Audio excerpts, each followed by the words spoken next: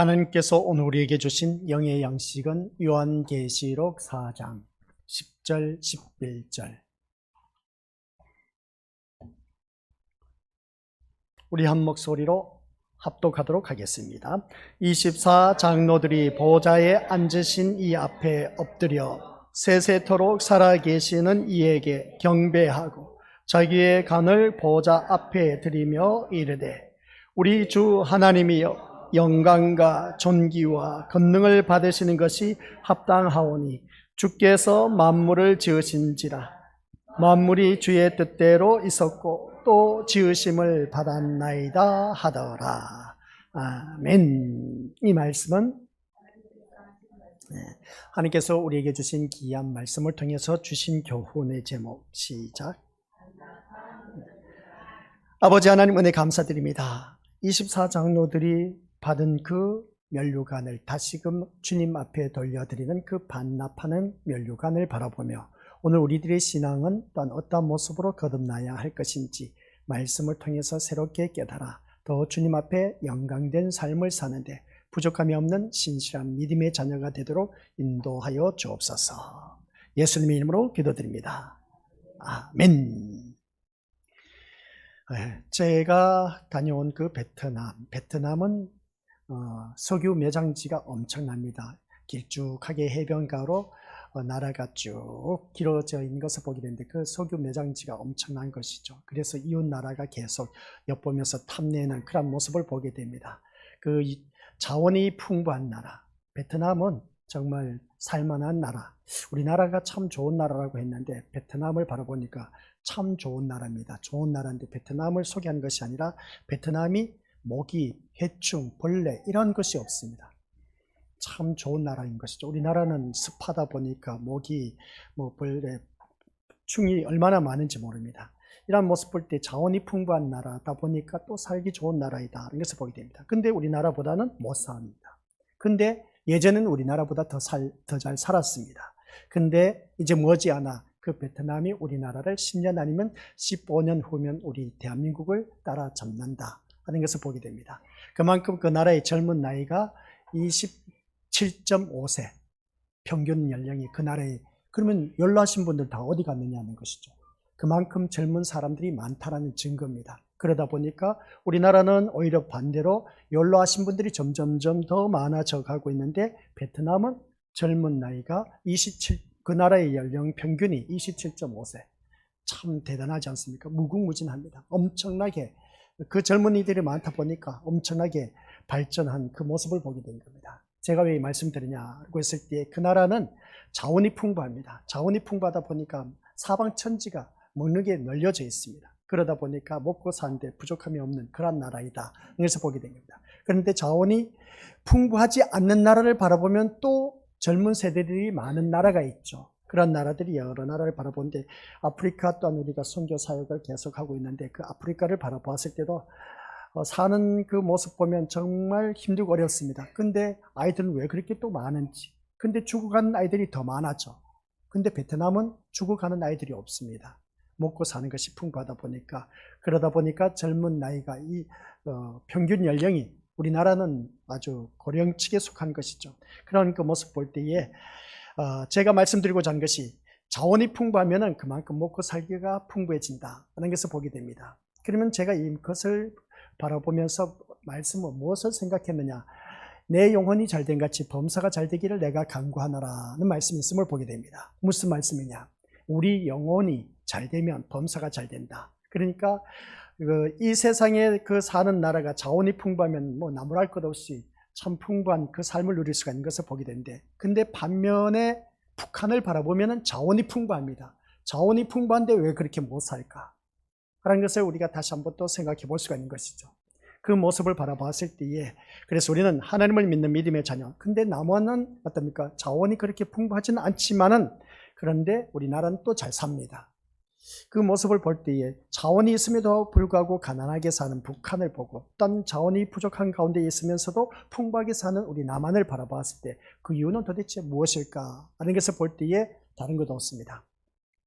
영적 자원입니다. 영적 자원이 풍부하게 되면 잘 살 수밖에 없다라는 것을 꼭 명심하시길 바랍니다. 그래서 우리가 살아가는 모든 삶 속에서 그러면 이 세상에서는 자원이 풍부하면 먹고 사는 것 부족함이 없이 흡족하게 사는 것을 바라보게 되는데, 그러나 자원이 없는 나라는 가난하게 된다. 근데도 불구하고 자원이 있음에도 불구하고 풍부하게 살지 못한 이유는 도대체 무엇 때문일까? 그것은 다른 것이 아니라 영적 자원이 풍부하지 못하기 때문이다 라고 말할 수가 있음을 보게 됩니다. 근데 우리 남한은 이 내장되어 있는 자원은 풍부하지는 않지만 살아가는 삶의 질이 북한보다 몇십 배가 더 높음을 보게 됩니다. 이런 모습을 바라볼 때 우리 대한민국은 영적 자원이 풍부하기 때문이다. 그래서 보게 되는데 그 영적 자원이 어디에 나와 있느냐라고 했을 때 오늘 새벽 예배 때 말씀이었죠. 그 새벽 예배 때 말씀이 바로 영적 자원은 은혜에 있다라는 것이었습니다. 그 은혜가 어떤 은혜냐? 부모의 은혜도 있습니다. 뒤에 그 사람들이 도움을 받은 은혜를 받은 사람들 또한 있음을 보게 됩니다. 그러나 무엇보다도 가장 큰 은혜는 하나님의 은혜. 그 하나님의 은혜가 풍부한 우리 귀한 믿음의 심령들 한 분 한 분 한 분이 모여서 여러 명이 모이다 보니까 하나님 은혜의 그 영적 자원을 누리고 있다 보니까 이 세상 사는 삶이 어느 나라보다도 우리가 강대국 대열에 서 있다는 것을 보게 된 것이죠. 그래서 우리는 영적 자원이 어디에서 나오냐? 바로 이 예배 시간을 통해서 우리가 받아 누릴 수가 있다. 그 영적 자원은 바로 은혜이다라는 말씀입니다. 그래서 은혜뿐만 아니라 기도, 찬양, 말씀 이런 것을 보게 되는데, 그래서 모든 그 은혜의 그 원인은 그 어디에 있느냐라고 했을 때 말씀에 있다라는 사실입니다. 그래서 우리는 말씀으로 풍부한 사람이 되면 영적 자원이 풍부해질 수가 있다는 것을 보게 된 것이죠. 그런 영적 자원이 풍부한 나라에서 우리는 이 세상 삶이 아주 질이 높아졌습니다. 질이 높아졌는데 우리가 베트남하고 우리나라 비교를 했을 때 삶의 질은 베트남을 쫓아가지 못합니다. 베트남은 삶의 질이 엄청나게 높습니다. 근데 우리나라는 삶의 질이 엄청나게 낮다는 것이죠. 먹고 사는 것, 문화시설, 모든 것은 베트남보다 월등히 앞서 있습니다. 근데 왜 삶의 질은 떨어졌을까? 근데 베트남은 삶의 질이 높다는 것이죠. 그 삶의 질이 무엇일까라고 했을 때 행복의 지수입니다. 행복의 지수를 바라보면 베트남은 엄청나게 앞서 있다는 것이죠. 근데 우리나라는 있어도 행복이 행복인 줄 몰라. 늘 불평불만하고 원망하며 짜증내는 그런 삶을 살아가는 것을 보게 됩니다. 근데 베트남은 그게 아닌 겁니다. 그 모든 것이 풍부하다 보니까 행복 지수가 엄청나게 높다는 것이죠. 그러다 보니까 그들의 삶의 질은 엄청나게 높다는 것을 보게 됩니다. 삶의 질이 높다 보니까 또 우리 미디어스들 그들의 문화시설을 바라보면 우리나라하고 비교가 된다 해도 가언이 안 된 것을 보게 됩니다. 그런 그 모습 보면 우리나라 교통이 있지 않습니까? 교통 문화를 바라보면 앞에서 차가 천천히 가면 뒤에서 빵빵 울려대지 않습니까? 그 나라에는 오토바이가 주로 더 많습니다. 그 모습을 보면 우리는 오늘날 우리 대한민국에 바라보면 마이카 시대에서 보통 집 한 가정에 2대, 3대 차를 갖고 있지 않습니까? 바로 베트남 역시 차는 아니지만 오토바이입니다. 오토바이를 타고 다니는 그 모습 볼 때 각 가정마다 2대, 3대 이상은 다 갖고 있습니다. 근데 오토바이가 길거리에 엄청나게 많이 다니고 있습니다. 그리고 또한 차도 같이 다니고 있습니다. 부닥치는 일이 없어요. 교통사고 난 일이 없습니다.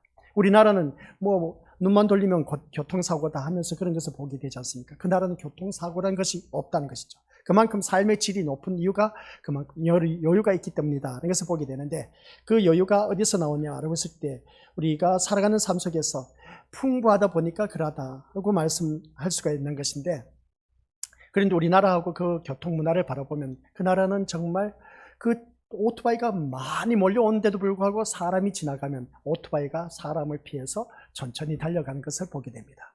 그런 모습 보니까 참 우리나라가 본받아야 할 모습이 엄청나다는 것을 다시 한 번 더 깨닫습니다. 그러니까 한마디로 표현하면 그들은 준법 정신이 아주 월등히 앞서 있다는 것이죠. 그만큼 삶의 질이 높다는 겁니다. 준법 정신이 앞서 있다는 것은 삶의 질이 높다는 것인데 우리나라는 그게 아닌 겁니다. 그냥 곧바로 사람을 막 칠 듯 말 듯 하면서 쌩쌩 달리는 그 모습을 보게 되는데 그 나라에는 횡단보도 중앙선 침범해도 사고 나는 일이 없어요.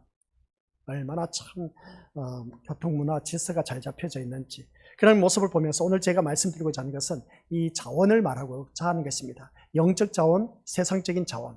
우리는 세상적인 자원이라고 말했을 때 돈을 말할 수가 있지만 영적 자원인 우리들은 은혜이다. 은혜는 곧 어디에서 기인된 것이냐라고 했을 때 말씀에 있다는 것을 보게 됩니다. 그러면 오늘날 많은 교회가 우리 대한민국에 자리를 하고 있습니다. 그래서 영적 자원이 풍부한 우리나라는 하나님을 믿는 믿음의 자녀가 많기 때문에 그만큼 우리는 잘 먹고 잘 살고 잘 누리고 있다는 것을 보게 됩니다. 이런 모습을 바라보았을 때에 우리 미디어스들 앞에서 말씀을 외치는 목회자가 제대로 된 말씀을 외쳐야 된다는 것을 다시 한 번 더 깨닫게 된 겁니다. 그 말씀이 뭐냐라고 했을 때에 양은 목자의 음성을 따른다고 했지 않습니까? 그러면 목사는 목자의 음성을 내야 된다고 합니다. 목자가 누굽니까? 예수님 음성입니다. 예수님의 음성을 낼 줄 아는 그런 자가 되어야 된다는 것을 보게 됩니다.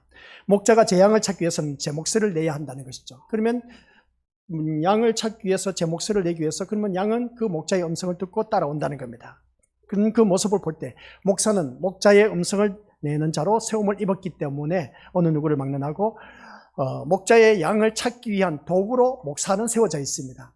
저나 우리 미디어 식구들이나 같은 그런 레벨입니다. 같은 그 그리스도의 몸을 이루고 있는 지체라는 것이죠.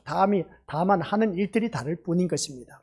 그래서 우리가 살아가는 모든 삶 속에서 그러면 앞에서 이끄는 이 목사가 목자의 음성을 내야 되는데 목자의 음성을 내지 못하고 쓴소리를 내지 못하고 달콤한 소리만 낸다면 그런 그 모습 보면 그 달콤한 소리를 낸다면 이것은 곧 그가 바로 절도고 강도고 이리요 사꾼 목자이다 라고 말할 수가 있음을 보게 됩니다. 그래서 예수님은 아시아 7교회 2장 3장을 말하고 있는 것을 보게 된 것이죠. 그래서 마지막에 각 교회들마다 한 말씀 하고 나서 뒤에 있는 자는 성령이 교회들에게 하신 말씀을 들을지어다 하는 것을 보게 됩니다. 그래서 이 말씀은 성령이 들을 길을 준 자기 백성의 외에는 없다는 것을 보게 됩니다. 무슨 말이냐? 예수님의 음성은 자기 백성과 백성이 아닌 자를 구분하게 되어 있다는 것이죠. 그래서 목자의 음성을 따고 따라가는 자는 양의 무리고 예수님의 우편에 있는 자, 천국에 있는 자들이고 그러나 그 목자의 음성을 듣지 못하고 거부하고 그 거부 반응을 일으킨 자는 왼편에 있는 염소떼 그러한 자들은 지옥에 떨어진다는 것을 보게 됩니다. 그래서 예수님은 문 밖에 서서 요한계시록 3장 20절 내가 문 밖에 서서 문을 두드리노니 누구든지 내 음성을 듣고 문을 열면 내가 그에게로 들어가 그로 더불어 나와 함께 먹고 그는 나로 더불어 먹으리라 그렇게 말하는 것을 보게 됩니다. 이 말씀을 바라보았을 때 문을 여는 자는 예수님의 음성을 듣는 자입니다. 그런데 문을 열지 못한 자는 예수님의 음성을 듣지 못한 자. 그러면 오늘 이 자리에 앉아 계신 우리 믿음의 식구들은 이 내 마음의 문을 열고 안 열고는 내가 양떼인지 아닌지는 그 본인이 더 잘 압니다. 내가 양떼이면 예수님의 음성, 목자의 음성을 듣고 열 수밖에 없다는 겁니다. 그래서 우리가 밖에서 누가 막 문을 두들깁니다. 두들기면 이거 누구네? 하면서 문을 엽니다. 근데 생판 모르는 사람이 목소리를 내고 문을 열으라고 캉캉 두들기면 누가 열겠냐는 것이죠. 요즘 같은 세상에 문을 열지 않습니다. 그러나 음성을 듣고 이 사람이 누구다 하면 어떻습니까? 그 사람의 음성을 듣고 우리가 문을 열지 않습니까? 그와 똑같이 내가 하나님의 자녀입니다. 하나님 자녀고 양떼라면 목자의 음성을 듣고 마음의 문이 열려져야 되는데 열려지지 않는다면 나는 양떼가 아니다라는 것을 보게 됩니다. 그러면 오늘 이 자리에 앉아 계신 우리 믿음의 모습들 나는 누구일까? 라고 했을 때 과연 양떼일까 아닐까? 라고 했을 때 목자의 음성을 듣는 자는 마음의 문을 연 자이다. 아직도 내 마음이 열리지 않았다면 우리 믿음의 모습들 내가 양떼가 아닌 염소떼라고 말할 수가 있다라고 볼 수 있는 것이죠. 냉정하게 염소떼는 지옥에 떨어집니다. 그러니까 우리 믿음의 식구들께서는 마음의 문을 열고 안 열고는 본인에게 이제 본인 스스로가 알게 되는 것을 보게 된 것이죠. 그러면 누가 음성을 듣는 자냐라고 했을 때 성령이 들을 길을 준 자기 백성이다. 여기서 보게 됩니다. 성령 하나님이 들을 길을 준 그러한 자기 백성만이 그 음성을 들을 수가 있다는 겁니다. 그래서 오늘날 교회도 역시 마찬가지입니다. 이 교회란 예수님의 음성을 들을 수 있는 자들의 모임이지 아무나 교회에 들어왔다고 해서 다 교인 되는 것이 아니란 겁니다. 그래서 교회에 들어왔다고 해서 모두 다가 알곡 신자냐? 아니란 것이죠. 가라지 신자도 있다는 것입니다. 그래서 우리가 어느 누구를 막론하고 영적 자원이 풍부한 그러한 자, 아까 우리 기도 가운데 권사님이 어떤 그 기도가 있었는데 영적 자원을 말하려고 하는 것인데 그게 뭐냐라고 했을 때 영의 열매, 감사의 열매, 은혜의 열매가 있어야 된다는 것이었습니다. 이게 바로 영적 자원이 풍부한 사람의 모습인 겁니다. 그런 열매를 맺혀야 되는데 그런 열매를 맺히지 못하고 있다는 것은 아직도 내가 영적 자원이 빈곤하다라는 상태인 것이죠. 영적 자원이 빈곤하게 되면 우리 것들 내 삶의 질이 분주합니다. 참 힘듭니다. 고달픕니다. 그러나 영적 자원이 풍부한 사람은 여유가 있다는 것이죠. 그러니까 모습 볼 때 우리가 권호정 집사 다들 잘 알고 계신 것처럼 아침에도 새벽에도 말씀드렸지만 이 영적 자원이 풍부하게 되면 우리는 모든 삶 속에서 자유로울 수가 있고 풍성한 삶을 누릴 수가 있다는 것이었습니다. 늘 제가 우리 믿음의 식구들에게 또한 말씀을 들었고, 또한 우리가 하나님과 동행하는 삶은 어떠한 삶이냐라고 했을 때에 이 세상은 다 하나님의 심판을 받아 멸망할 수밖에 없기 때문에 천국에 대한 소망을 갖고 사는 사람, 그래서 그 천국에 대한 소망을 갖고 사는 사람이 하나님과 동행하는 사람, 그 동행하는 삶의 모습은 어떤 모습으로 나타나느냐? 사사건건 하나님 앞에 물어보면서 사는 삶. 그게 바로 우리 믿음의 제가 늘 외쳤던 말씀이었던 것을 보게 되는데, 그런 그 말씀을 우리가 권호중 집사 탤런트가 그렇게 신앙 고백하는 것을 들었습니다. 맞는 말이죠. 우리가 매사에 내가 알 수 있고 내가 충분히 할 수가 있고 내가 얼마든지 해결할 수 있는 문제입니다. 그러나 그 문제마저도 모든 것 사사건건 하나님 앞에 물어보고 모든 일들을 처리하자. 내가 하려고 하지 마시고, 인생의 주관자는 우리 예수님이라는 것이죠. 내 인생의 주권자는 예수님이라는 겁니다. 그러면 예수님께 전폭적으로 나의 모든 것을 맡길 줄 아는 하나님의 자녀가 되어야 된다라는 말씀입니다. 그래서 오늘 이 자리에 앉아 계신 우리 것들, 예수님의 음성을 들을 수 있는 자들의 모임이지, 지나게나 교회에 나왔다고 해서 다 교인 되는 것은 아니다. 성도가 되는 것이 아니라는 겁니다. 따라서 주의 복음을 소중히 여기는 교회는 교회와 교회 아닌 것을 구분하기 위해서 철저하게 그리스도의 음성만 낼 뿐이다 라는 것이었습니다. 그래서 교회에서 그리스도의 음성 내는 것, 목자의 음성을 내는 그 교회가 살아있는 교회가, 그 교회에 다니는 식구들이 정말 제대로 된 그 주님의 목자의 음성을 듣고 순종하면서 천국 갈 백성이다 하는 것을 보게 됩니다. 즉 아무런 두려움 없이 예수님의 말씀만을 전파하는 것을 보게 된 것이죠. 그러나 눈에 보이는 교회를 소중히 여기고 교회를 지키려고 하는 그 교회는 교인들에게 거부감을 줄 수 있는 말은 조심하게 조심하게 될 수밖에 없는 것을 보게 됩니다. 그러니까 할 말을 하지 못한다는 것이죠. 듣기에 거북한 말은 하지 못한다는 겁니다. 결국 교인들의 귀에 맞는 말을 하게 된다는 것이죠. 교인들이 원하는 것이 복음이 아니란 것을 알면서도 교인들 편을 들어줄 수밖에 없는 그 오늘날 강대상에서 외치는 목회자들의 모습, 이것이 곧 하늘을 보지 못하고 땅만 바라보고 살아가는 모습인 겁니다. 이것은 타 종교의 모습과 똑같은 것입니다. 그래서 하늘을 보지 못하고 살기 때문에 보이는 세상이 소망이 될 수밖에 없다는 겁니다. 그러나 하늘의 소망을 두고 사는 사람은 이 세상이 소망이 될 수가 없다는 겁니다. 그런데 교회를 나오면서도 우리가 자기 자신을 들여다보면 그러지 않습니까? 세상 소망을 갖고 이 자리에 나옵니다.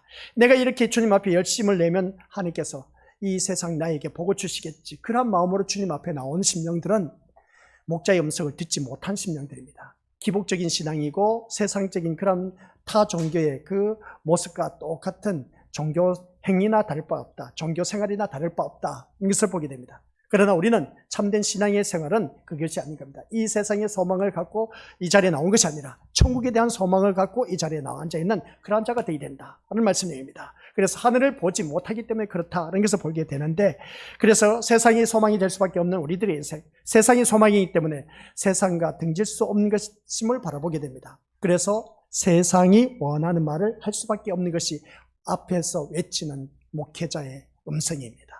이 목회자의 음성은 거짓이요, 강도요, 일이요, 그리고 또 뭐라고 했습니까? 우리 믿음으로서 모두 다 한결같이 그러한 자들은 사꾼 목자라고 그렇게 표현할 수가 있음을 보게 됩니다. 그런 것을 우리가 조심해야 된다는 것이죠. 그러면 오늘날 우리가 믿음 생활하면서 교회를 다니면서 어떤 음성을 들어왔느냐는 겁니다.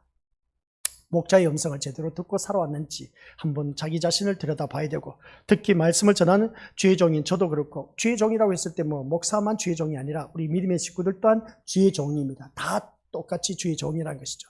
다만 그 하는 역할이 다를 뿐이다 라는 것인데, 그래서 오늘 요한이 하늘 보좌를 본 이야기는 오늘 우리에게 하늘에 앉은 자로 세상을 살아갈 것을 말씀하고 있는 것을 보게 됩니다. 그러니까 이 요한계시록 4장을 바라보면, 이 4장 1절부터 4절까지 바라보면 하늘 문이 열립니다. 그 다음 5절부터 9절까지는 뭐가 있습니까? 그 하늘 문이 열리고 그 안에 보좌가 있는 것을 보게 됩니다. 그 보좌에 24장로가 앉아 있었다. 그 24장로라는 것은 구약의 선지자들, 그러니까 12지파들과 아울러서 신약의 12사도들, 곧 누구를 말하느냐? 우리들을 말하고 있다. 성도들을 말하고 있습니다. 그 보좌에 앉아 있는 것이. 오늘 이 자리에 앉아 계신 우리 것들, 그 보좌에 앉아 있는 그 모든 모습은 어떻습니까? 세상 것을 다 내려놓고 하늘 문이 열리고 하늘 보좌에 앉아 있는 사람들, 그리고 세상과 모든 것을 이별한 사람들. 오늘 이 자리에 앉아 계시는 우리 것들이 바로 그 가시적인 삶의 모습으로 살아가고 있다. 세상 것을 모든 것을 다 포기하고 내려놓고 이별하고 오직 하늘 문을 여시고, 하늘 문을 연 것은 교회 문을 여시고, 그리고 이 보좌의 자리, 이 자리가 여러분이 앉아있는 자리가 보좌의 자리입니다. 이게 바로 우리가 천상의 세계 가서 앉게 될 그런 보좌의 자리인 겁니다. 이 보좌의 자리에 앉아있는 그 모습을 보게 된 것이죠. 그러면 이 보좌의 자리에 나온 우리 귀한 믿음의 심령들은 세상 것을 말한 것이 없습니다. 오직 하늘의 것만 말하고 있다는 것을 보게 된 것이죠. 그러면 오늘 이 자리에 앉아 계신 우리 믿음의 모습들은 세상 것을 바라보고 이 자리에 나와 앉아있는 것은 가라지신 자, 천국에 대한 소망을 갖고 이 자리에 나와 앉아있는 그러한 심령들은 하늘 보좌를 바라보고 앉아있기 때문에 우리 믿음의 모습들, 이 하늘 보좌에서는 세상 것을 말할 수가 없다는 겁니다. 그래서 우리는 하늘의 것을 바라보면서 이 자리에 나오게 되었다는 것을 보게 된 것이죠. 그래서 우리가 살아가는 모든 삶 속에서 요한이 본 이 보좌가 오늘 우리에게 하늘에 앉아있는 자세로 우리가 세상을 살아갈 것을 말씀하고 있다는 겁니다. 하늘의 영광을 이미 본 자로 살게 되면 세상의 실체가 멸망과 저주 안에 있음을 알게 된다는 겁니다. 이 세상은 어차피 심판받아 멸망당할 수밖에 없다는 겁니다. 이미 하늘의 영광을 본 자로 살아가기 때문에 복을 받기 위해서 산다거나 교회를 부흥시켜야 한다거나 하늘의 상을 받기 위해서 뭔가 행동하는 것은 있을 수 없는 일이다 하는 것이었습니다. 이미 모든 것을 얻은 자인데 또 무엇을 추가로 얻기 위해서 살겠느냐는 겁니다. 다만 이미 얻은 자요, 그 모든 것을 본 자로서 살아가면 그것으로 신자의 할 일을 하는 것이다. 이것을 보게 됩니다. 그래서 오늘 본문도 그것을 말씀하고 있는 것을 보게 되는데, 본문 역시 하늘 보좌에서 일어나고 있는 광경입니다. 그러니까 하늘 보좌에서 일어나는 광경이 뭐냐라고 했을 때 아까 말씀드렸지 않습니까? 이 사정을 바라보니까 2장 3장에서는 7교회에 대해서 고발한 내용, 오늘날 그 전 세계에 퍼져 있는 모든 교회를 향해서 고발하고 있는 내용입니다. 그래서 교회가 마지막에 가서 기는 자는 성령이 교회들에게 하신 말씀을 들을지어다. 그리고 마지막에 또 가서 이기는 자에게 하는, 이기는 자가 나와 있는 것을 보게 됩니다. 이겨야 된다는 것이죠. 그런 자, 그래서 오늘 우리가 살아가는 모든 삶 속에서 이기는 자로 남아 있어야 된다는 것을 보게 된 겁니다. 그러면 우리는 한결같이 하늘 보좌에 일어나고 있는 그 광경을 바라보면서 오늘 하늘 보좌에 어떤 일이 있는가 하면, 오늘 본 말씀을 바라볼 때에 24장로들이 10절 보니까 24장로들이 보좌에 앉으신 이 앞에 엎드려 하면서 어떻습니까? 보좌에 앉으신 분 앞에 엎드려 자기 관을 보좌에 드리는 것을 보게 됩니다. 여기서 관이라는 것은 신자가 하늘에서 받을 상인 것을 말하고 있습니다. 우리 하늘나라에 가서 상을 받아야 된다고 제가 또한 우리 믿음의 식구들에게도 외쳤습니다. 그러면 그 상이 무엇이냐는 겁니다. 그런데 그 상을 보좌 앞에 드리는 것이 하늘의 광경입니다. 드린다는 표현 때문에 받은 상이 적다거나 불공평해서 기분 나빠 드린다는 것으로 오해하면 또한 안 된다는 겁니다. 내가 받은 그 간을 어떻습니까? 그대로 보좌 앞에 다시 한번 돌려드린 것을 보게 된 것이죠. 이것은 내가 간을 받았는데 기분이 나빠서 그냥 돌려드린 그런 것이 아니란 겁니다. 24장로는 조금 전에 말씀드린 것처럼 구약의 12지파와 신약의 12사도, 그러니까 달리 표현해서 구속받은 모든 성도와 또한 순교자들을 말하고 있다. 그래서 보게 됩니다. 이러한 자들이 하늘에서 받은 간을 이제 그대로 다시 돌려드리는 것은 간을 주신 분에게 도로 반납하는 것을 의미하고 있다는 것을 보게 됩니다. 그래서 받은 간을 주신 분에게 반납한 것, 이것이 하늘에서 일어나고 있는 일입니다. 그러면 이 말씀을 바라봤을 때, 아니 받은 간을 왜 다시 돌려드릴까? 그냥 계속 쓰고 있을 것이지. 근데 오늘 말씀을 바라보니까 그것을 온전히 또 다시 돌려드리는 그 모습을 보게 됩니다. 그렇다면 왜 간을 반납하는 것이냐 하는 것이죠. 왜 간을 반납하느냐는 겁니다. 그래서 11절 말씀 바라보니까 같이 읽어보죠. 시작. 우리 주 하나님이여 영광과 존귀와 권능을 받으시는 것이 합당하오니 주께서 만물을 지으신지라 만물이 주의 뜻대로 있었고 또 지으심을 바랐나이다. 이것이 바로 반납의 이유입니다. 많은 순교자의 그 모습, 그리고 구약의 12지파들, 신약의 사도들 모두 다가 그 간을 받아 쓰고 있는데 다시 돌려드리는, 반납하는 이유는 이것밖에 없습니다. 11절, 권능을 받으신 것이 합당하오니 주께서 만물을 지으셨다. 온 우주 만물을 창조하신 그 주님을 바라보면서 만물이 주의 뜻대로 있었고 또 지으심을 받았다 했을 때 모든 것이 다 주님의 주권하에 있다는 것을 보게 됩니다. 그러면 우리가 이 모든 것 또한 하나님 앞에 그대로 다시 돌려드릴 수밖에 없다는 것이죠. 한마디로 말해서 나 같은 자가 간을 받을 자가 부끄럽다는 겁니다. 이 간을 받을 자격이 없다는 것이죠. 간을 받을 자격이 없기에 다시 반납하는 것을 보게 됩니다. 우리가 생각할 때 그렇습니다. 이렇게 주님의 일을 위하여 수고했다면 얼마든지 간을 받을 자격이 있습니다. 주님의 복음을 전파하는데 정말 순교당하신 분들이 얼마나 많이 있었습니까? 우리나라의 믿음의 선조들 또한 피 흘림의 역사가 있었기 때문에 우리가 살아가는 삶의 모습이 이렇게 풍성하게 살아가고 있습니다. 얼마든지 순교한 자들은 그 간을 받을 자격이 있습니다. 그런데 왜 받을 자격이 없다라는 것이냐는 겁니다. 받을 자격이 없다는 겁니다. 아유, 전 이런 간을 받을 자격이 없습니다 하면서 다시 이 간을 받기가 참 부끄럽다는 겁니다. 그것은 내가 한 것이 아니라 주님이 하신 일이기 때문이다 하는 것을 보게 됩니다. 오늘 우리가 살아가는 삶 속에서 그렇지 않습니까? 조금만 내가 뭔가 이름이 높아지고 알려지면 내가 내 이름을 알려지기를 원하고 있지 않습니까? 근데 내가 무엇을 했기 때문에 그렇게 자기를 나타내는 경우가 있는데 이것은 아닌 겁니다. 오늘 24 장로들이 하나님 앞에 다시 그 간을 돌려드린 그 모습 보니까 모든 것이 내가 한 것이 아니라 주님이 하신 일이기 때문에 다시 돌려드린다는 겁니다. 그래서 24 장로는 영광과 존귀와 능력은 우리가 아니라 하나님이 받으신 것이 합당하다는 겁니다. 그 이유는 주께서 모든 만물을 지으셨고 주의 뜻대로 만물이 존재하기 때문이다 라는 결론인 겁니다. 그래 오늘 교회를 다니면서 그러지 않습니까? 내가 이 교회를 위해서 무엇을 했는데, 내가 이 교회를 위해서 얼마만큼 헌신하고 봉사하고 충성했는데, 이제 뒤에 가면 그 말이 나옵니다. 그 말이 나올 수가 없다는 것이죠. 이 말씀만 바라봐도 그렇습니다. 내가 한 것이 없는데 이 모든 것이 다 나 같은 자가 이 간을 받을 기가 너무나 부끄럽다는 것입니다. 근데 여기서 24 장로로 있을 때 정말 순교하고 피를 흘린 그런 사도들, 순교자들의 모습을 보게 됩니다. 그런 자들은 얼마든지 우리가 지금 생각했을 때는 야 대단하다. 그러면 그들은 정말 상 받을 만한데 하면서 우리가 인정하지 않습니까? 근데 오히려 그러한 분들이 이 상을 간을 받을 자격이 없다고 하면서 다시금 반납하는 그 모습을 보게 됩니다. 우리와 완전 차이가 너무나 크지 않습니까? 우리가 교회를 다니면서 조금만 내가 이 교회를 위해서 뭔가 했다 하면 어깨에 힘을 주고 그냥 거기에 대해서 어떻습니까? 뭔가 자기가 된 듯한 그런 느낌, 이런 것은 있을 수 없다는 것이죠. 그래서 주께서 모든 만물을 지으셨고 주의 뜻대로 만물이 존재한다는 것은 세상의 모든 일은 주인이신 주님의 뜻대로 된다는 것이 아니겠느냐는 겁니다. 따라서 주님을 위해서 순교하게 된 것도 다 주인 되신께서 주께서 하신 일이기 때문에 우리는 받을 수 없다는 것을 보게 된 겁니다. 그래서 자기들이 순교하게 된 이 모든 것들, 주인 되신 주님이 하신 일이지 내가 한 것이 아니라는 겁니다. 다만 나는 거기서 도구로 쓰임 받았다라는 것을 보게 된 것이죠. 그래서 우리가 살아가는 모든 삶 속에서 자연 환경을 보자는 겁니다. 바다가 잔잔한 것도 풍랑이 있는 것도 하나님 하신 일이라는 겁니다. 꽃이 피고 지는 것도 하나님 하신 일이고 열매 맺는 것도 맺히는 것도 하나님 하신 일이고 사람이 죽고 사는 것도 주님이 하신 일, 병들고 또한 낫는 것도 주님이 하시는 일이고 돈을 벌고 돈을 잃는 것도 우리가 쓰는 것도 다 이 모든 것을 바라볼 때 모두가 다 하나님이 하신 일인 겁니다. 하나님이 하신 일인데 어느 것 하나도 하나님이 개입하지 않으시는 일이 없다는 겁니다. 교회에서 봉사했다면 하나님이 봉사할 수 있는 건강과 또한 아울러서 하고자 하는 마음을 주셨기 때문에 우리가 교회에서 헌신, 봉사, 충성하는 것이지, 마음을 주시지 않았다면, 은혜를 주시지 않았다면 누가 교회에서 봉사하겠습니까? 그러면 자기 자신을 들여다보자는 겁니다.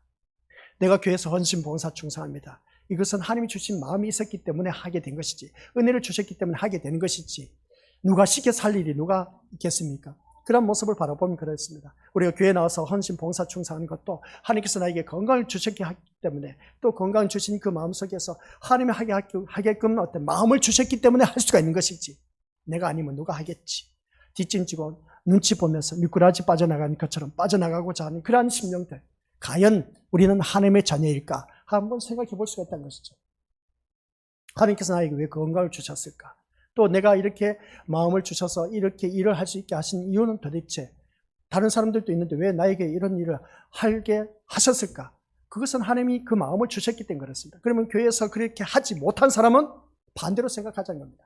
하나님께서 그 할 일을 마음을 주시지 않았기 때문에 그렇습니다.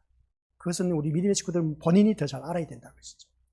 그래서 내가 교회에서 헌신, 봉사, 충성한 이 모든 일들을 바라보면 그냥 주어진 일이 아니다. 하나님께서 나에게 은혜를 주셨기 때문에 영적 자원이 있기 때문에 그렇습니다. 영적 자원이 있기 때문에 사람 눈치를 안 봅니다. 사람 봐가면서 교회를 다니지 않습니다. 사람 보면서 이 일, 저 일 하는 것이 아닌 겁니다.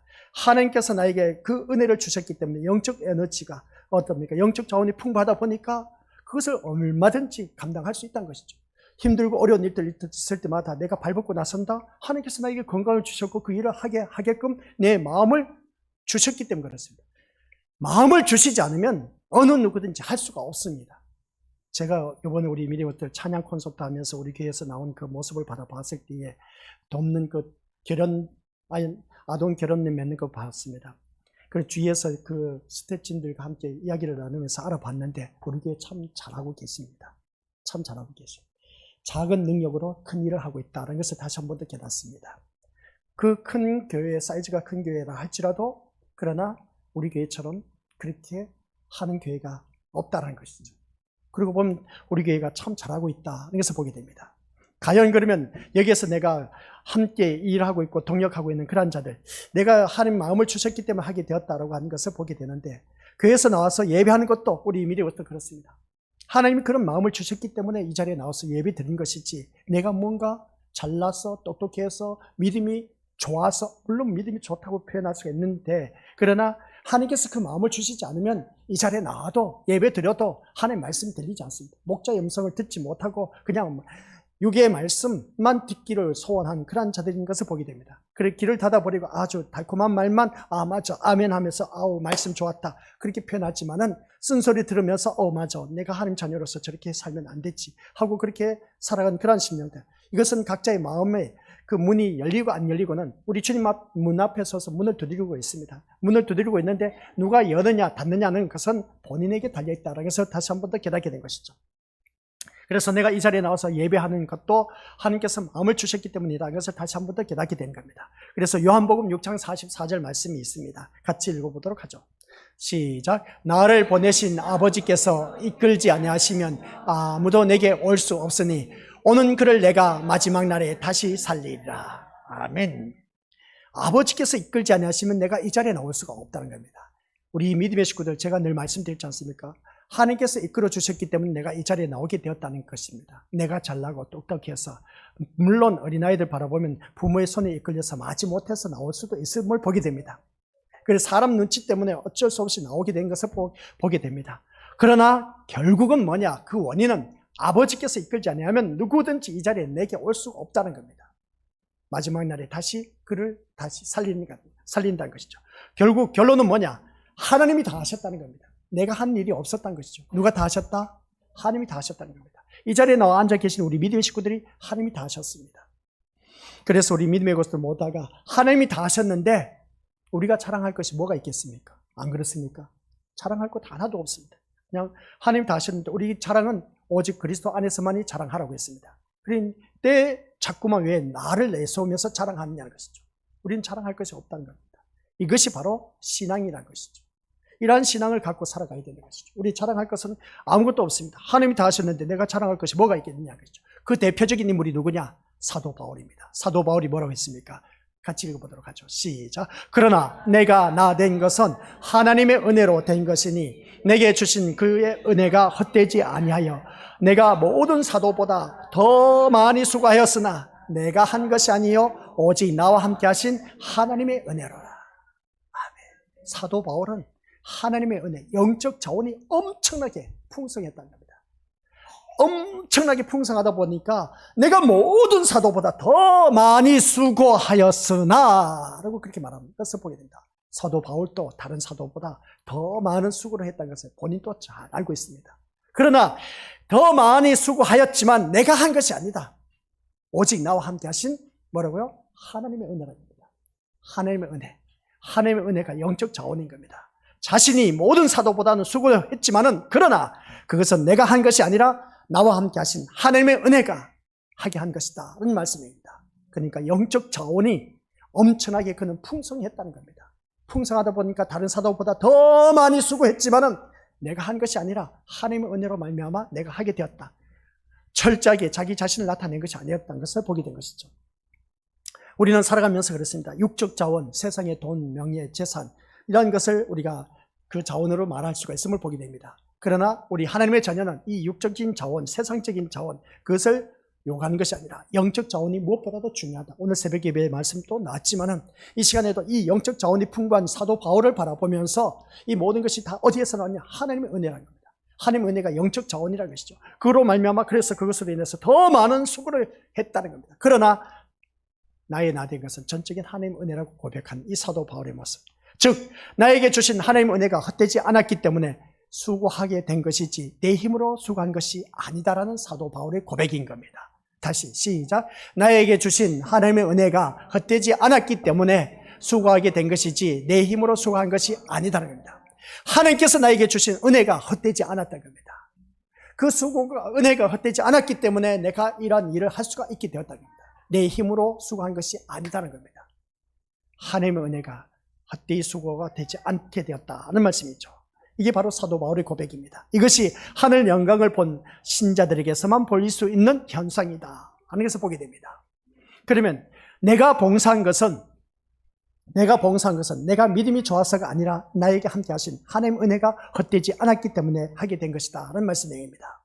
그래서 나는 나를 자랑할 수가 없다는 것이죠. 아시겠습니까? 교회를 다니면서 자기를 자랑하기를 급급한 오늘 우리들의 모습, 그 세상 사람들과 똑같은 모습, 그러한 자들이 아무리 주여 주여 주여 외친들 하나님 뜻대로 행하지 않기 때문에 천국에 들어갈 수가 없다는 겁니다. 그러한 자가 있다면 회개하는 길밖에 없습니다. 우리가 살아남는 길은 회개하는 길밖에 없다는 것이죠. 내가 죽어야 된다는 겁니다. 내가 죽지 아니하고는 우리 믿음의 것들 열매를 맺히지 못한 것은 이제 조금 있으면 또 말씀이 나오는데, 아무튼 우리 믿음의 식구를 모으다가 어느 누구를 만나고 나는 나를 자랑할 수가 없는 그 고백, 이것을 외칠 때 참된 신자라고 말할 수가 있습니다. 그럴 때 교회에서 말하고 있는 소위 상이라는 것이 허구이며 거짓된 것임이 드러나게 된다. 그래서 교회에서 외치는 그 상이 무엇일까라고 했을 때 헌신되고 봉사하고 충성한 사람에게 하나님께서 큰 상급을 주실 것이다 라고 그렇게 말하는데, 지금 하늘에서는 24장로들이 받은 간조차 반납하는데 하나님을 믿는다고 하는 교회가 남보다 더 큰 상을 받기 위해서 열심히 헌신하고 봉사하고 충성해야 되지 않겠느냐라고 한다면 하늘과 정반대의 모습이 아니겠느냐는 겁니다. 말씀이 좀 아이러니하죠. 저도 지금까지 그렇게 알고 왔습니다. 교회 열심히 헌신, 봉사, 충성한 사람은 큰 상을 받고 그러지 못한 사람은 상도 없다라는 그런 모습을 보게 되는데, 과연 그럴까 하는 것을 생각해 보는 게 됩니다. 그래서 말씀을 듣고 잘 분별해서 받아들여서 아멘 할 정도면 우리 미래부터 그 말씀 통해 온전히 순종하는 길밖에 없습니다. 그래서 요한을 통해서 하늘 모습을 미리 보여주시는 것은 이러한 하늘의 모습을 땅에 나타내라는 것입니다. 내가 살아가는 삶 속에서 이 하늘의 모습을 땅에서 나타내면서 살아가라는 겁니다. 따라서 하늘에서 24장로가 한 말씀이 시작. 만물의 주인은 하나님이시고 모든 것이 하나님 뜻대로 되어진 일이라고 하면서 간을 반납하고 있었다는 겁니다. 신자 역시 땅에서부터 이미 그 모습으로 뭡니까? 살아가는 것이 곧 하늘의 모습을 보여주는 것이죠. 그래서 만물의 주인은 누구시다? 하나님이시라고 해야 되는데, 하나님이라고 하면서도 오늘 또한 내 것은 내 것이라고 하면서 주인의식을 나라고 말미암아 주인의식을 갖고 있는 것을 보게 됩니다. 교회에 다니는 우리 믿음의 식구들, 만물의 주인은 하나님의 것입니다. 그렇기 때문에 우리가 하나님 뜻대로 되어진 일이 되기 때문에 내 것 하나 없다는 것이죠. 그래서 나중에 하늘에 가면 간을 반납하겠다고 하지 않고 현재 살아가는 이 세상에서부터 그런 모습이 나타나야 된다는 것인데, 그가 바로 천국 백성이 아니겠냐는 겁니다.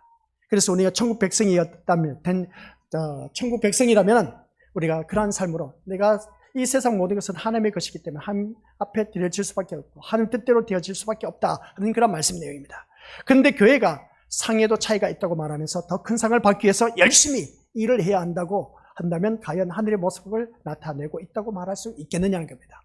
제가 늘 외쳤지 않습니까? 우리 믿음의 식구들에게 하나님 앞에 가서 큰 상을 받아야 되지 않느냐는 것입니다. 그렇게 신앙생활에서 무슨 상을 받아 누릴 수가 있겠느냐는 겁니다. 근데 그 상을 우리는 어떤 것을 기준으로 말하고 있을까? 고린도전서 15장 36절부터 41절 말씀 내용입니다. 이 말씀을 바라보면 우리 믿음의들 참 한 절 한 절마다 잘 곱씹으면서 들어야 됩니다. 여러분이 뿌리는 씨는 죽지 않으면 살아나지 못합니다. 틀린 말입니까? 맞는 말입니까? 맞는 말씀이니까 나와 있습니다. 씨앗은 죽어야 열매를 맺습니다. 아시겠습니까? 그러면 씨앗은 곧 나를 통해서 어떻습니까? 열매를 맺혀야 된다 그죠? 내가 죽지 않으면 열매를 맺힐 수가 없다. 이것은 주님이 하신 말씀, 자기를 부인하지 않으면 어느 누구든지 그 십자가를 날마다 지고 나를 따르라고 했는데 자기를 부인하지 못한 사람, 자기를 죽이지 못한 사람은 열매를 맺힐 수가 없다는 겁니다. 아직도 내가 살아서 역사하는 사람들 많이 있죠. 뭐겠습니까? 고집불통, 아주 자존심, 그리고 어떤 우리 미래부터 자기가 남들보다 뭔가 우월하다는 그런 의식, 우리 이것들 죽지 않으면 하나님 백성 될 수 없어요. 아시겠습니까? 그 다음 37절 뭐는지 아십니까? 이제 예를 들었습니다. 여러분이 뿌리는 것은 다 자란 몸이 아니라 밀이든 그 밖에 다른 곡식이든 단지 그 씨일 뿐이다. 그러나 하나님께서는 그분의 계획대로 뿌린 것에 몸을 주시며 씨앗 하나하나에 각각 알맞는 몸을 주셨다.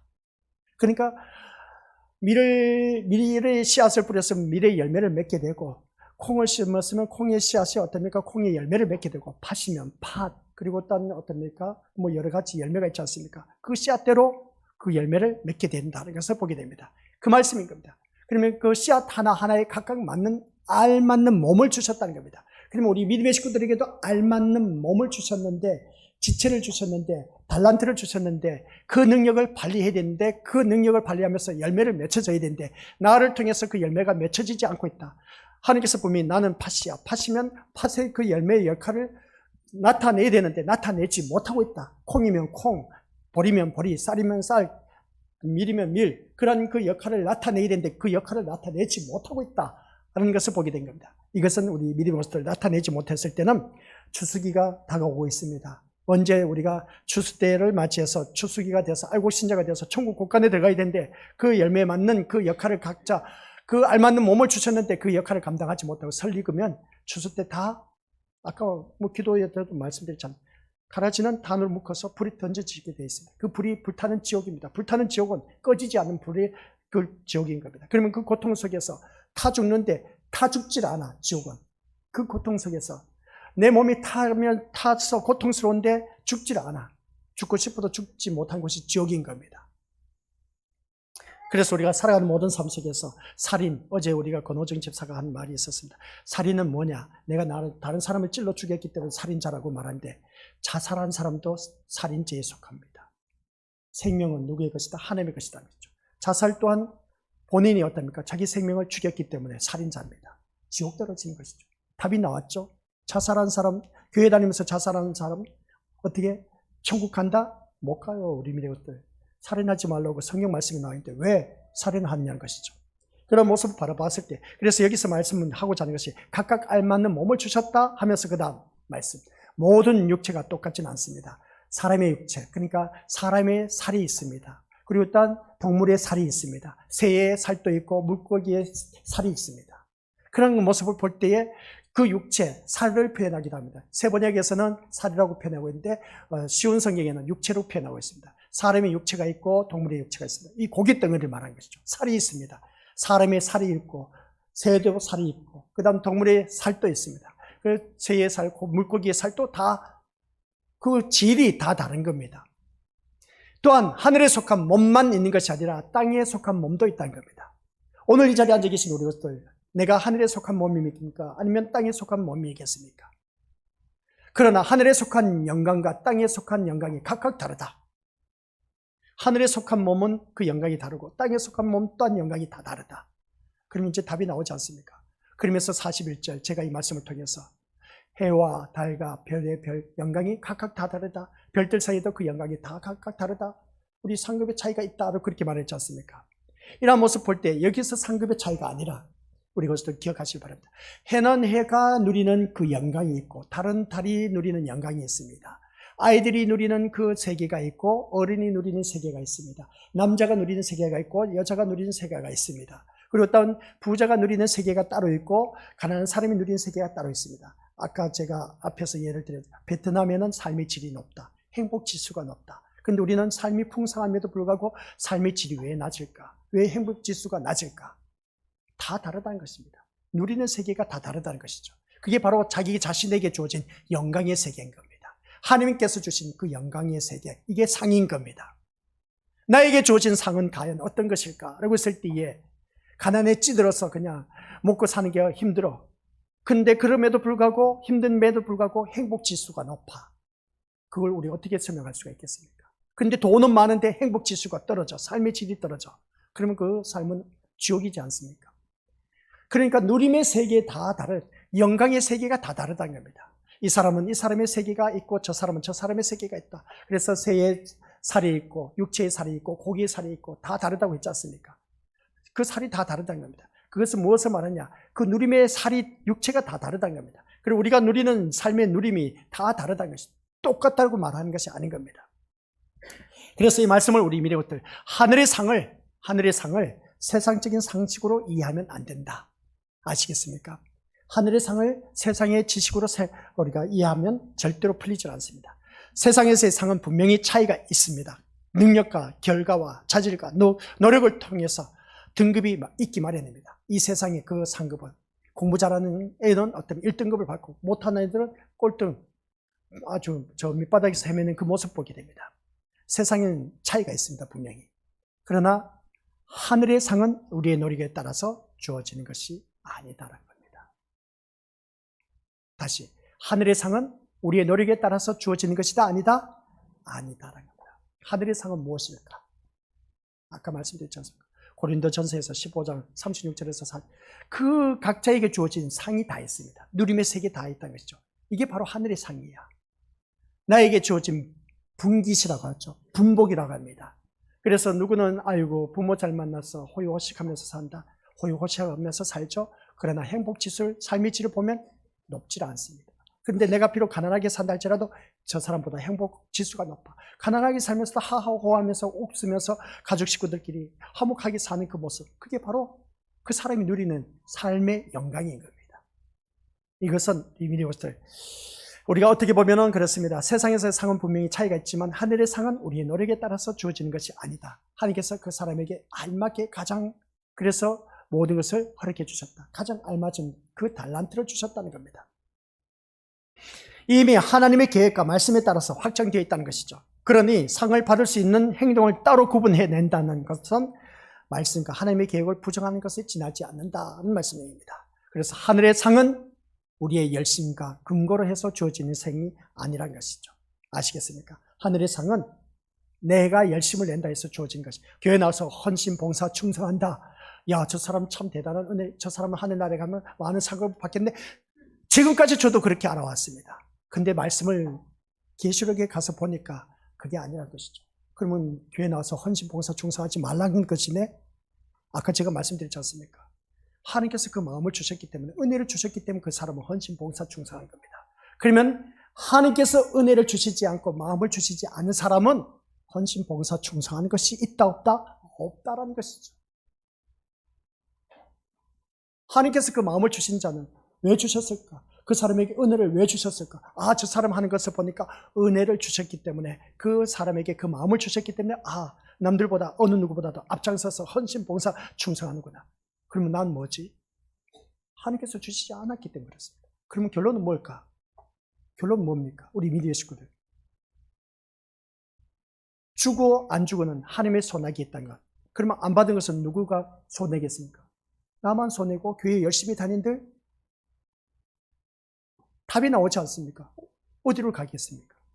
하나님께서 주신 은혜와 그 상을 받아 누리면서 마음을 주셨기 때문에, 하나님께서 주셨기 때문에 그것을 받아 누리면서 내가 내 건강에 있어서 하나님 앞에 한 것, 하나님께서 나에게 물질을 주셔서 하나님 앞에 드려지는 것, 이제 뒤에 가면 아주 적나라하게 디테일하게 말씀을 드리게 되는데 오늘은 여기까지입니다. 우리의 열심과 근거로 해서 주어지는 상이 절대로 아니다라는 것.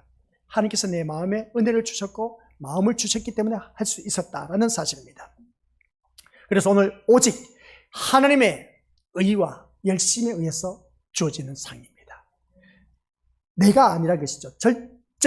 전적인 하나님의 의와 열심에 의해서 주어진 상이지 내가 뭐 해서 주어진 것이 아니라는 겁니다. 그러면 하나님의 의와 열심이 무엇입니까? 하나님의 의와 열심은 무엇이냐는 것이죠. 그게 바로 그리스도의 피입니다. 제4함의 은총을 제대로 받아 누린 자만이 할 줄 아는 사람, 제4함의 은총을 제대로 느끼고 확신을 갖고 있는 사람은 교회에서 누가 뭐라 하지 않아도 헌신, 봉사, 충성하면서 열심을 내는 사람, 그 사람이 그리스도의 피에 대해서 제대로 은혜를 받은 사람, 그 사람만이 천국에 들어갈 수 있다. 그러나 예수 그리스도의 피의 은혜가 아직도 긴가 민가하고 이것저것 따지면서 세상 것 어떻습니까? 비교하면서 사는 그러한 심령은 교회 백날 다녀도 아쉽지만 안 됐지만 지옥에 떨어질 수밖에 없습니다. 그리스도의 피를 제대로 안 사람만이, 그게 바로 주님께서 주신 은혜고 그 마음을 주셨기 때문에 그 피의 은혜가 얼마나 큰 것인가 아는 사람만이 교회에 나와서 헌신, 봉사, 충성하면서 나에게 주어진 것 아낌없이 주님 앞에 드린다는 겁니다. 아까 그랬지 않습니까? 새의 고기가 다릅니다. 살이 다릅니다. 사람의 살도 다릅니다. 짐승의 살도 다 다르다고 했습니다. 그러면 그거 모든 것이 다 누리는 것이 다 다르다는 것이죠. 해, 달, 별 다 다르다고 했습니다. 누림의 세계가 다 다르다고 했습니다. 그러면 나에게 주신 것, 이 피의 은혜를 제대로 아는 사람은 누가 뭐라 하지 않아도 마음껏 헌신, 봉사, 충성하면서 섬겨나간다. 그래서 교회 누구든 참 헌신을 많이 해, 봉사를 많이 해. 하나님께서 그 마음을 주셨고 은혜를 주셨기 때문에 하는 사람이지, 그러면 반대로 그런 마음을 하나님께서 허락하지 않은 사람은 가라지 신자일 수도 있다는 겁니다. 그러면 나의 모습은 어떤 모습이냐는 것이죠. 하나님의 열심은 약속이 파기되지 않는 열심입니다. 인간 쪽의 노력과 자질과는 전혀 무관하게 하나님의 신실함과 능력에 의해서 성취되는 약속입니다. 그래서 약속을 이루시고야 마시는 것이 하나님의 열심입니다. 이 열심에 의해서 그리스도의 의가 우리에게 주어지게 된 것이다. 그 그리스도의 의가 바로 십자가이고 그 피 흘림의 역사, 그 예수 그리스도의 피의 제사에 대해서 그 대속제물이 된 것을 제대로 아는 사람, 오늘 새벽 예배 때도 말씀하지 않습니까? 같이 겹치고 있습니다. 이런 말씀을 바라봤을 때 그리스도의 피의 제사에 대해서, 제물에 대해서 내 대신 모든 대속의 제물이 되어주신 그 예수 그리스도의 피의 그 가치를 아는 사람만이 제대로 우리가 하늘나라에 들어갈 수가 있다. 하늘 문을 열고 들어온, 오늘 이 자리에 앉아 계신 우리 것들 교회 문을 열고 들어왔습니다. 하늘 문을 열고 들어왔다는 겁니다. 그럼 그 보호자의 자리에 내가 앉아 있습니다. 이 자리에서는 가시적으로 보여주고 있습니다. 그런데 진짜로 우리가 죽고 나서 세상과 이별했을 때 하늘 문이 열리고 그 보호자에 내가 가서 앉아 있어야 되는데 내가 그 자리에 들어가지 못하고 있다면 어떻게 되겠냐는 것이죠. 우리 것들, 그래서 믿음 생활을 하면서 더 열심을 내서 내가 하고자 하는 것은 내가 하는 것이 아니라 전적인 그리스도의 의가 우리에게 주어지게 된 것이기 때문에 내가 할 수 있게 됐다는 겁니다. 결론입니다. 그렇다면 인간은 하나님의 열심에 관해서 감사하고, 아시겠습니까? 인간은 하나님의 열심에 관해서 감사하고 모든 영광은 누구에게? 하나님께 드림이 당연하다는 것이죠.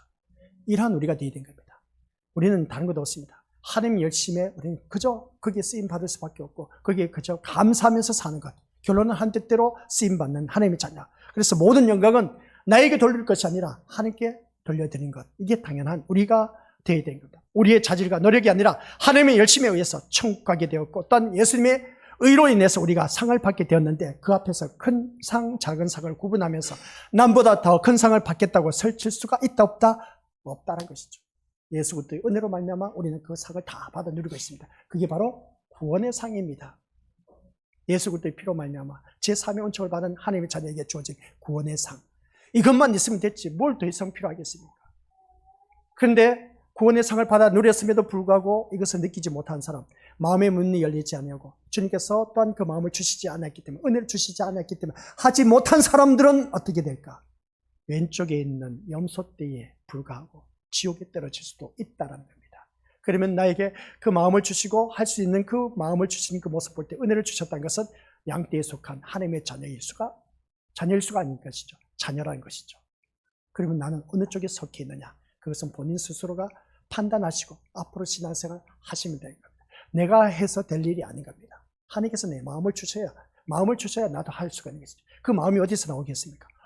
하고자 하는 그 마음은 하나님께서 그 사람에게 은혜를 주셨기 때문에 하고자 하는 마음이 있는 겁니다. 은혜를 주시지 않으면 하고자 하는 마음도 없습니다. 아시겠습니까? 그게 바로 우리가 신앙생활입니다. 그래서 신앙생활하면서 이게 제대로 된 신앙생활을 해야 되는데 이것은 우리가 기억해야 할 것은 다른 것 아닙니다. 하늘의 상은, 다시 한번 이것만 보여주세요. 하늘의 상은 우리가 잘해서 받는 것이 아닙니다. 아시겠습니까? 하늘의 상은 뭐라고요? 우리가 잘해서 받는 것이 아닙니다. 오후 이 시간 말씀을 이어서 계속 듣도록 하겠습니다. 아버지 하나님 은혜 감사드립니다. 우리가 구속의 은혜를 받았고 구속의 그 놀라운 상을 받아 누리고 있는데, 구원의 상을 받아 누리고 있는데 우리가 더 이상 바랄 것이 뭐가 있겠습니까? 아버지 하나님, 내가 교회에 나와서 헌신, 봉사, 충성하는 것 또한 은혜 받은 자만이 할 수 있는 것이고 하나님께서 은혜 받은 자에게 그 마음을 주셨기 때문에 헌신, 봉사, 충성하는 것인데, 그러나 그런 마음조차도 없다는 것은 하나님 은혜를 받지 못한 자는 천국 못 들어간다는 것입니다. 오늘 이 자리에 머리 숙인 귀한 심령들, 자기 자신을 한번 냉정하게 돌이켜보게 하옵소서. 내가 교회에 나와서 헌신, 봉사, 충성한 것은 과연 하나님 은혜를 받아 누려서 이 마음을 주신 것인데 그런 것조차도 없다는 것은 끔찍한 일입니다. 내가 지옥에 떨어질 수도 있다는 사실. 그러나 내가 하나님의 자녀라면, 하나님의 백성이라면, 그 하나님의 은혜를 받아 누린다면 하나님께서 또한 나에게 마음을 주셨다는 것입니다. 그런 것이 없다는 것은 너무나 서글픈 모습입니다. 아니, 서글픈 정도가 아니라 통곡해도 부족할 그런 심령인 것을 다시 한 번 더 깨닫습니다. 주님, 우리에게 주어진 모든 시간마다 오직 전적인 주님의 은혜로 말미암아 된 것이니 정말 사도 바울이 고백한 것은 나의 나 된 것은 전적인 하나님의 은혜라고 했습니다. 하나님의 은혜가 아니고는 우리가 살아갈 수 없는 자, 이것을 진짜 깨닫는 심령들은 그 은혜에 감화 감동을 받아서 주님 앞에 헌신하며 봉사하며 충성할 수밖에 없음을 다시 한 번 더 깨닫는 귀한 믿음의 심령들 되게 하옵소서. 예수님의 이름으로 기도드립니다. 아멘.